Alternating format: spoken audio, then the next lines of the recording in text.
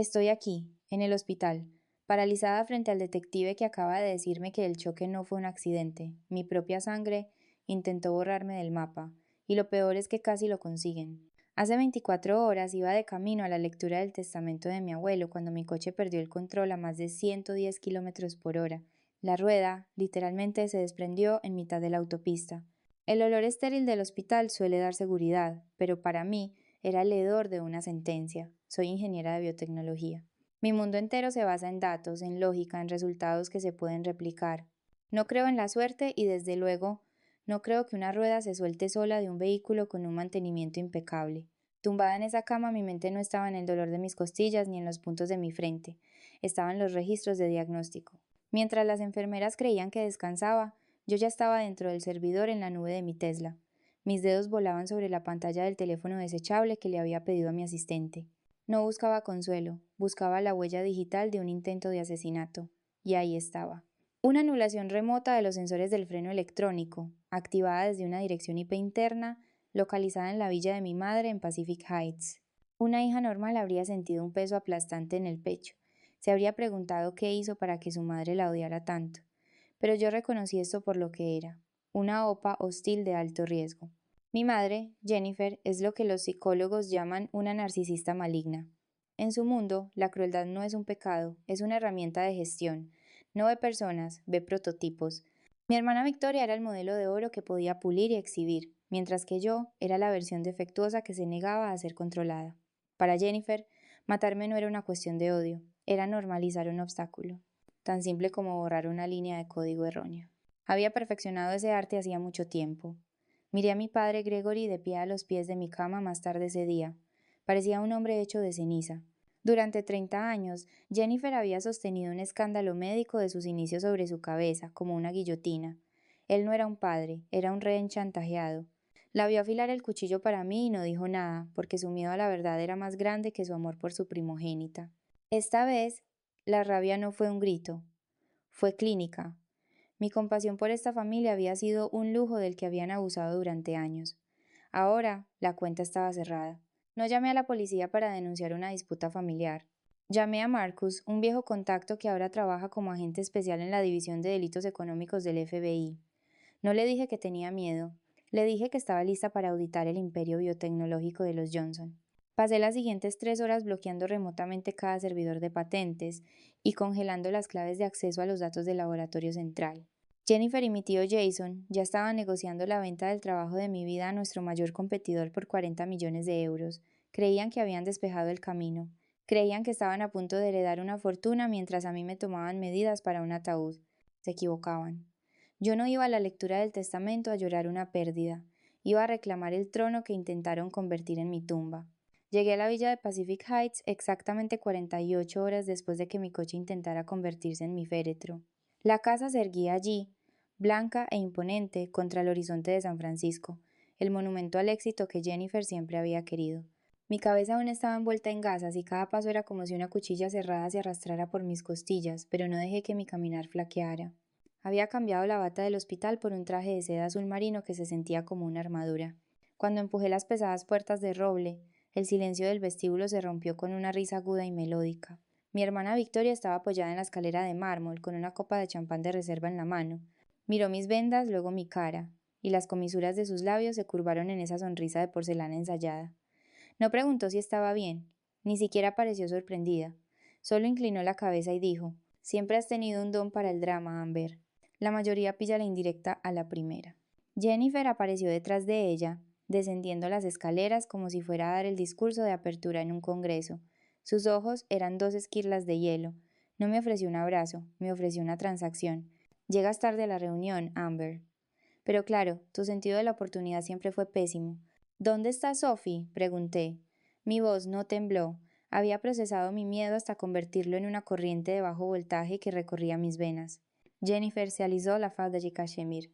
«Sophie está en un campamento de verano muy exclusivo y seguro, disfrutando del aire fresco, lejos de todo este lío corporativo. Volverá en cuanto termines de transferir las claves de los datos centrales de las patentes regenerativas a nuestro fondo fiduciario. Considéralo un intercambio. La seguridad de tu hija por el código que has estado acaparando como una niña codiciosa». De pie en ese vestíbulo, rodeada por el aroma de lirios caros y dinero viejo, por fin comprendí la arquitectura de mi propia vida. Durante 15 años había vivido en una prisión sin barrotes. La gente ve a una mujer que permanece en un hogar tóxico y la llama débil, pero no entienden la mecánica de la supervivencia. Jennifer no había usado cerrojos, había usado una anulación psicológica. Se llama indefensión aprendida. Es lo que ocurre cuando cada intento de respirar se encuentra con una mentira asfixiante, hasta que tu cerebro olvida que la salida está justo delante de ti. Yo había sido la inversora silenciosa en su versión de la familia, pagando la factura emocional mientras ellos dejaban mi alma en números rojos. Había pasado una década y media esperando que una madre que no existía viera a una hija que ya había descartado. Esta casa no era un hogar, era un laboratorio donde yo era el sujeto, y el experimento era ver qué tanto de mi espíritu podía destilarse en ganancias. Miré las molduras de pan de oro y los retratos antiguos, y por primera vez la cadena invisible se rompió. No se rompió con un estruendo, se disolvió bajo el calor de mi propia claridad. Ya no era el prototipo roto, era la arquitecta que sabía exactamente dónde estaban los muros de carga. Sophie no es una moneda de cambio, dije, mi tono tan plano como el de un monitor cardíaco. Y esta casa no es un santuario. Es la escena de un crimen. Victoria volvió a reír, pero esta vez su risa sonó quebradiza. No tienes nada, Amber. Ni coche, ni apoyo en la junta y pronto ni empresa. Solo eres una chica con una venda en la cabeza jugando a ser la directora. La miré fijamente hasta que su sonrisa empezó a resquebrajarse. No necesito jugar a ser la directora, Victoria. Yo soy quien tiene la firma digital de cada céntimo que esta familia posee actualmente. No te sorprende lo que le hiciste a mi coche. Te sorprende que haya dejado de seguirte el juego. Les di la espalda y caminé hacia el estudio. Podía sentir la mirada de Jennifer ardiendo en mi nuca, pero el peso había desaparecido. La prisión estaba abierta, y yo estaba a punto de prenderle fuego a la jaula. La biblioteca parecía una cámara acorazada, cargada con el olor a papel viejo y el agudo aroma de la codicia nueva. El tío Jason ya estaba allí, apoyado en el escritorio de caoba con la soltura de un hombre que ya se ha gastado el dinero que aún no ha robado. Me miró como si yo fuera una línea de código defectuoso que no había logrado eliminarse. Mi madre y Victoria me siguieron. Su presencia era un frente frío que avanzaba por la habitación. El abogado Harrison estaba junto al escritorio, su rostro una máscara de neutralidad profesional, pero vi la forma en que sus ojos seguían a Jennifer, una intensidad clínica que iba mucho más allá del derecho sucesorio. Durante 2 décadas había sido la sombra legal de esta familia. Cuando me acerqué deslizó un sobre de color crema hacia mí. Al rozar nuestros dedos presionó una pequeña y fría memoria USB en mi palma y asintió de una forma tan microscópica que fue casi un parpadeo. Señor Harrison, dijo Jennifer, su voz una melodía forzada de duelo artificial. Acabemos con esto. Amber tiene una transferencia que autorizar y nosotros una familia que proteger. De hecho, Jennifer, dijo Harrison, su voz abandonando su habitual tono legal, hay un codicilo. Uno que su suegro insistió en que solo revelara cuando Amber estuviera físicamente presente. Fue bastante específico sobre sus preocupaciones hacia el final. Rompí el sello del acre rojo. La letra de mi abuelo era temblorosa, pero el mensaje era letal. No había muerto por causas naturales. Sabía que Jason estaba manipulando su medicación. Había sido un fantasma en su propio sistema, observándolos desde dentro. Esto es absurdo, ladró Jason, su rostro ensombrecido. El viejo estaba senil. No sabía lo que firmaba. Sabía exactamente lo que hacía, Jason, replicó Harrison. Se enderezó, y la sombra legal que yo había conocido toda mi vida se desvaneció. No solo era mi cliente. Durante los últimos 2 años fue un informante confidencial. La habitación quedó en silencio. Miré los documentos. No era un testamento, era un acta de acusación. Mi abuelo había documentado meticulosamente cómo Jason y Jennifer estaban usando la Fundación para el Bienestar de la Tercera Edad para mover 40 millones de euros de capital ilícito. No solo estaban robando una herencia, estaban dirigiendo una operación de blanqueo profesional a través de una organización benéfica destinada a proteger a los vulnerables. Pero el giro final me golpeó como un puñetazo. No solo me había dejado un sitio en la mesa, me había dejado la sala entera. A través de una serie de patentes técnicas que yo había creado pero que él había blindado legalmente, yo era la única propietaria legal del 51% de las acciones con derecho a voto en el imperio biotecnológico. Esto es una falsificación, siseó Jennifer, la máscara de porcelana de la alta sociedad finalmente rompiéndose en fragmentos de pura malicia. Las matemáticas no mienten, mamá, dije. Mi voz era clínica, despojada del dolor que había definido mi vida durante 15 años. Sentí la memoria USB en mi bolsillo. Contenía el rastro digital de cada factura fraudulenta que Jason había autorizado. Y un agente especial federal, tampoco. Harrison miró a Jennifer y a Jason, su expresión tan plana como un balance de cuentas. Los agentes especiales ya están en la sede de la empresa. Esto ya no es una conversación, es una auditoría. Victoria miró de Jennifer al escritorio, su sonrisa burlona reemplazada por el terror al darse cuenta de que su presupuesto ilimitado acababa de llegar a cero. Miré a las personas que habían planeado un intento de asesinato contra mí, y no sentí rabia, sentí claridad. La prisión sin barrotes había desaparecido. Yo tenía las llaves, y estaba a punto de cerrar la puerta desde fuera. Ahora dije, inclinándome sobre la caoba hasta quedar a centímetros de la cara de Jason, dime exactamente dónde está Sophie, porque por cada minuto que pase en ese almacén, le sumo otros 5 años a tu condena. La mesa estaba puesta con la mejor porcelana de la familia, la plata pulida hasta reflejar la luz de las velas como acero quirúrgico. Me senté a la cabecera de la mesa, el lugar que había pertenecido a mi abuelo, sintiendo el peso frío del dispositivo de grabación presionado contra mis costillas bajo la blusa de seda azul. Esto no era una cena, era una recopilación de pruebas. Había convocado esta cena bajo el pretexto de una rendición total, una bandera blanca ondeando desde los escombros de mi vida. Jennifer se sentó frente a mí, sorbiendo una copa de un cabernet de 70 euros con la serena satisfacción de un depredador que finalmente ha acorralado a su presa. Jason estaba a su derecha, sus ojos moviéndose entre mi filete y yo, su arrogancia irradiando de él como un perfume nauseabundo. Creía que había ganado. Creía que la chica que había pasado 15 años en la sombra finalmente se estaba quebrando bajo la presión.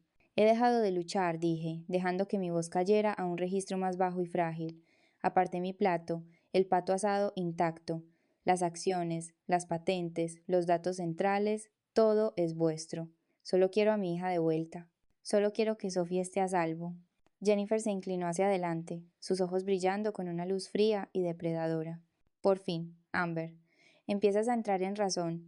Siempre fuiste demasiado terca para tu propio bien, pero el instinto de una madre por su hija suele anular hasta el ego más irritante.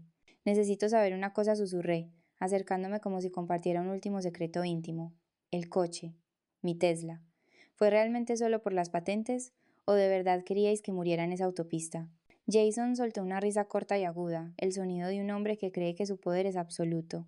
No te lo tomes como algo personal, Amber. Fue una decisión de negocios. Eras un cuello de botella en nuestra cadena de suministro. Aflojar unos cuantos tornillos y anular un sensor de freno fue solo una forma de optimizar el proceso. Si te hubieras quedado en el hospital como una buena inválida, no estaríamos teniendo esta conversación. ¿Y Sophie? Pregunté, mi corazón martilleando contra el micrófono, aunque mi rostro seguía siendo una máscara de derrota. ¿Secuestrar a una niña de 7 años también era parte de vuestra estrategia empresarial? Jennifer se limpió la boca con una servilleta de lino, sus movimientos precisos y letales. Apalancamiento, Amber. En biotecnología lo llamamos un activador. No proporcionabas la contraseña principal para los servidores del laboratorio, así que tuvimos que encontrar un estímulo externo que forzara una reacción. Sofía está perfectamente, siempre y cuando entregues esa cadena alfanumérica para cuando terminemos el postre. No sabía que cada sílaba estaba siendo transmitida en tiempo real a Marcus y a su equipo táctico, que esperaban en una furgoneta sin distintivos a 2 manzanas de distancia. No sabía que su apalancamiento estaba siendo rastreado por drones de imagen térmica que sobrevolaban un almacén en ruinas en la bahía este. Así que planeasteis el accidente, afirmé. Mi voz volviéndose más clara, la fragilidad evaporándose como el vapor. Manipulasteis los frenos electrónicos. Ordenasteis a Victoria que ayudara en el secuestro. Y usasteis la Fundación para el Bienestar de la Tercera Edad para mover los primeros 12 millones de euros del pago del competidor. Jason se mofó, su copa tintineando contra la caoba. Hicimos lo necesario para asegurar el legado de los Johnson. Ahora, la contraseña, Amber. Mi paciencia es un recurso finito. Me eché hacia atrás, un tipo diferente de sonrisa asomando a mis labios. No era la sonrisa de una hija, era la sonrisa de un verdugo. Las matemáticas son algo hermoso, Jason. Proporcionan un nivel de certeza que gente como vosotros nunca podrá comprender. Creéis que sois los arquitectos de este juego, pero solo sois variables que yo ya he resuelto. Miré el reloj de plata sobre la chimenea. Eran exactamente las 8:15 de la noche. La grabación estaba completa, la confesión estaba archivada, la trampa estaba cerrada. No os invité aquí para firmar una transferencia, dije, mi tono tan frío y letal como el agua en un tanque criogénico. Os invité aquí para ser auditados. Las puertas del comedor se abrieron de golpe. El sonido de las botas tácticas sobre el mármol fue el ritmo de una dinastía que se derrumbaba. El grito de Jennifer fue ahogado cuando Marcos estampó a Jason contra la mesa de caoba, el clic de las esposas resonando como una auditoría final.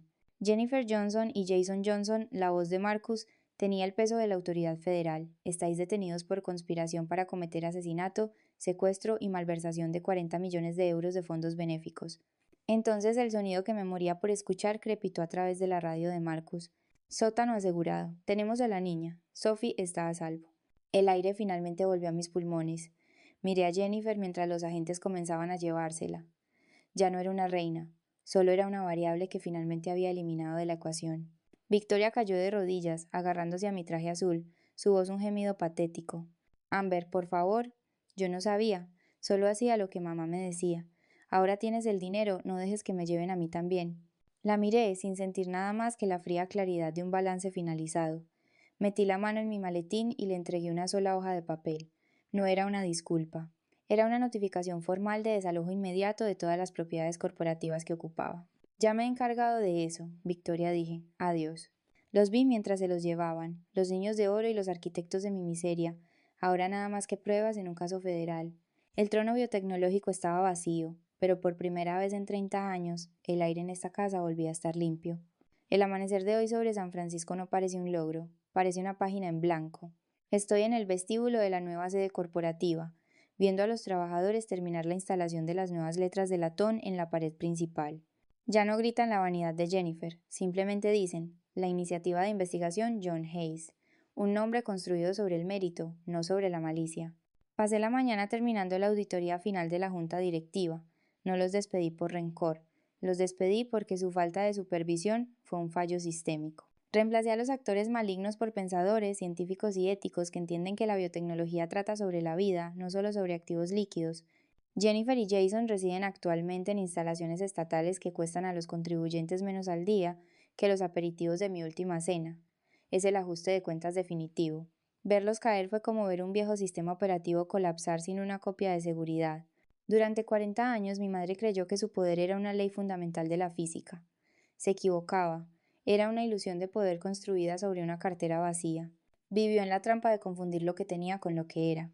Creía que tener el trono biotecnológico la convertía en una reina, pero la realidad es que cuando construyes toda tu identidad sobre oro robado, te das cuenta de que no tienes gravedad propia una vez que ese oro desaparece. Cuando se congelaron las cuentas y se le arrebataron los títulos, Jennifer no solo perdió su estatus, se desintegró. No tenía ningún valor interno al que recurrir. Esa es la fragilidad de la cartera vacía. Cuando el dinero deja de hablar, la persona se convierte en un fantasma. No me quedé con los 40 millones de euros. Canalicé cada céntimo a la recién creada Fundación Justicia Biotecnológica. Existe para proporcionar protección legal a investigadoras y una intervención de emergencia para niños atrapados en el fuego cruzado de la explotación doméstica. Sophie ya está en casa. Está a salvo, se está recuperando, y es la única variable en mi vida que no requiere un cálculo. Me senté en el despacho de la esquina, el que por fin siento que me pertenece, y abrí el archivo digital que Jennifer había conservado durante 30 años. Era un museo de chantajes, contratos manipulados y el apalancamiento que había usado para convertir a nuestra familia en una transacción comercial. No los leí. No necesitaba los datos para una autopsia.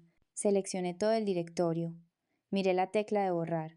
Durante toda mi vida había sido un subproceso en su plan maestro, un prototipo que intentó romper. Pero la arquitectura de mi vida es mía ahora. Pulsé eliminar. La pantalla parpadeó durante un milisegundo mientras 30 años de trauma eran borrados del servidor. La ecuación por fin estaba balanceada.